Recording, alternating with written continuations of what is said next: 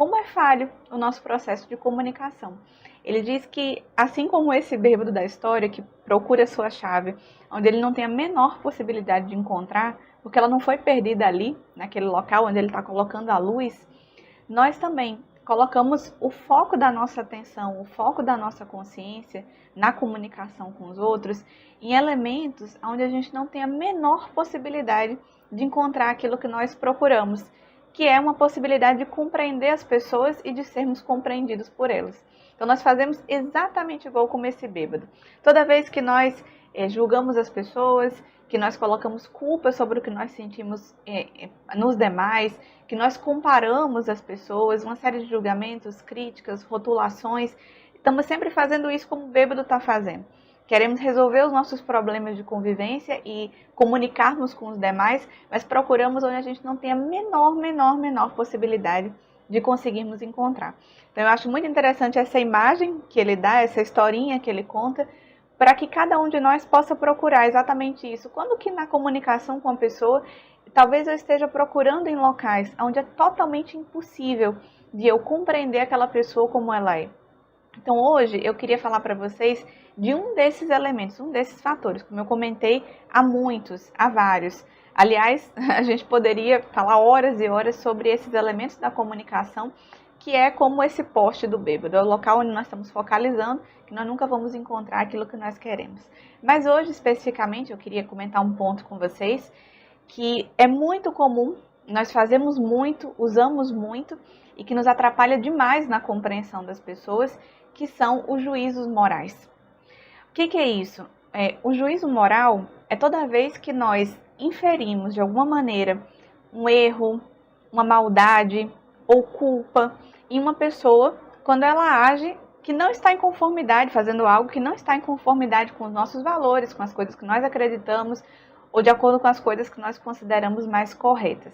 Então, quando uma pessoa faz isso, algo que não me agrada, que eu não concordo, eu de alguma maneira julgo, critico, rotulo a pessoa de algo. Então, você é irresponsável, você é egoísta, você é agressivo, você é isso, você é aquilo. Toda vez que eu rotulo uma pessoa de algo, eu estou fazendo um juízo moral.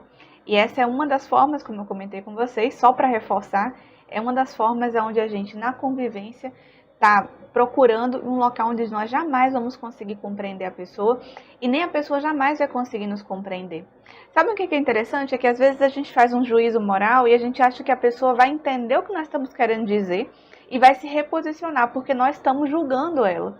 Só que como o Marshall está comentando, é praticamente impossível disso acontecer. Nós estamos procurando em um local onde não vamos encontrar. E algo muito interessante que ele comenta sobre esses juízos morais, que eu queria compartilhar com vocês, que ele fala o seguinte, para a nossa reflexão, ele diz que toda vez que nós fazemos um juízo, seja que nós criticamos, rotulamos, julgamos, na verdade, isso é a expressão de uma necessidade nossa que não está sendo atendida. Aliás, ele diz, é uma expressão lamentável de uma necessidade nossa que não está sendo atendida. Ou seja, o que ele quer dizer com isso? Toda vez que eu julgo uma pessoa, na realidade eu tenho uma necessidade, eu poderia me atentar a essa minha necessidade. Se eu posso expor isso de uma maneira clara para a pessoa, é muito mais provável que ela me entenda do que se eu for expor de forma como uma crítica, como um julgamento ou como uma rotulação. Então, por exemplo, digamos que eu tenho um familiar e eu necessito de mais atenção do que essa pessoa me dá. Eu tenho uma necessidade de mais atenção dessa pessoa.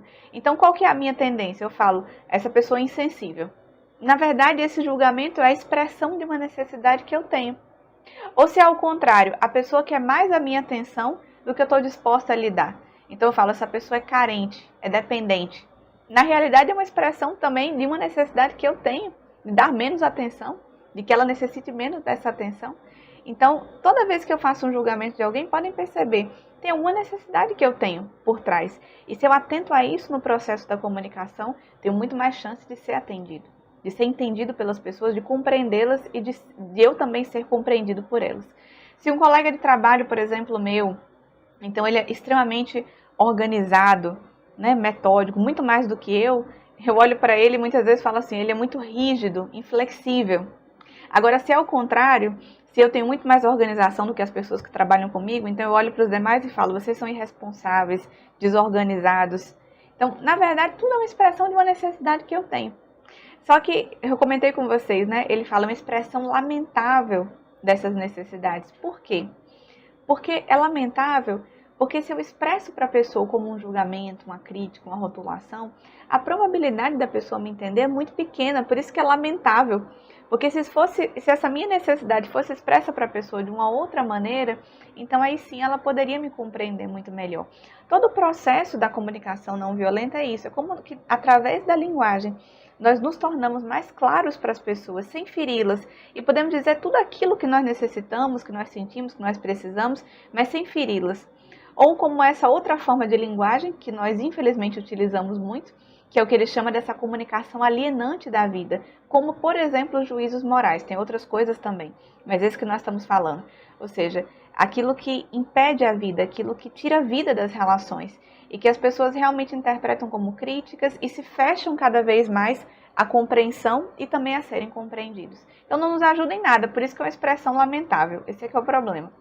E se a gente for pensar bem, indo assim, um pouco mais por trás desses juízos morais, é interessante observar como eles revelam uma posição, uma postura muito egocêntrica nossa em relação à vida.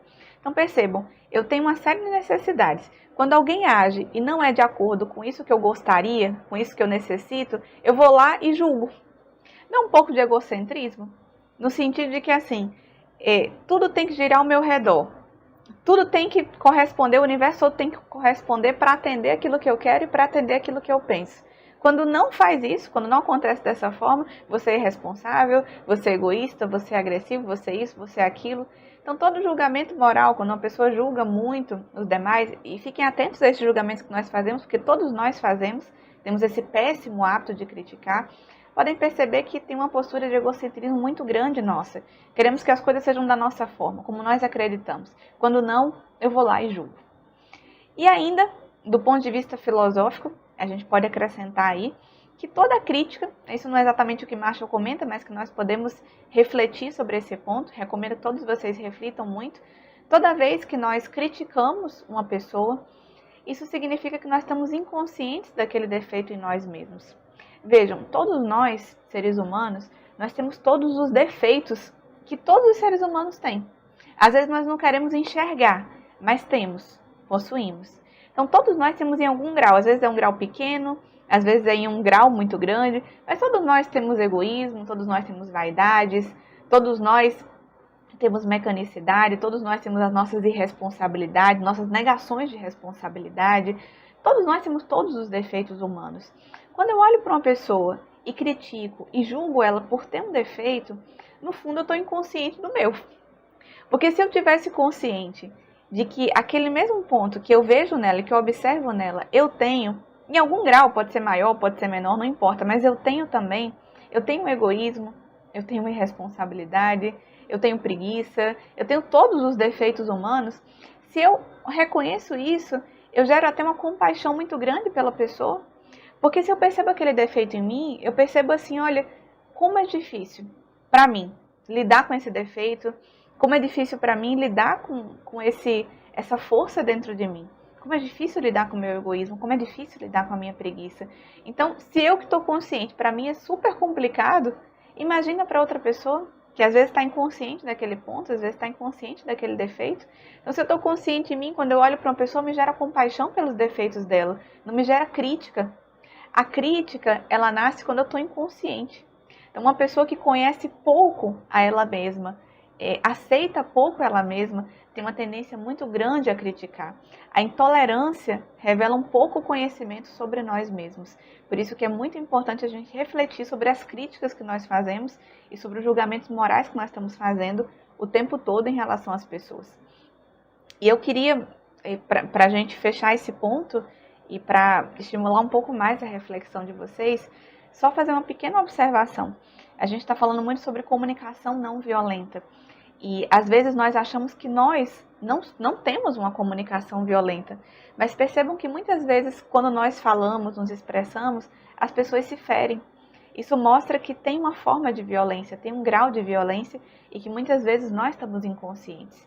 E o grande ponto, a grande chave por trás da violência, digamos assim, o fator que gera toda a violência, a gente poderia sintetizar, que é sempre atribuir ao outro a culpa pelo que nós sentimos, é sempre atribuir ao outro a culpa do seu comportamento pelos nossos conflitos.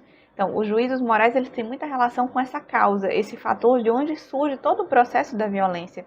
De tal maneira que se a gente limpasse esse ponto em nós e soubéssemos, como o Marshall está ensinando, que toda vez que nós julgamos é uma expressão lamentável das nossas próprias necessidades, então eu paro de culpar o outro por aquilo que eu vejo, pelo conflito que eu estou gerando. Eu percebo que é uma necessidade que eu tenho.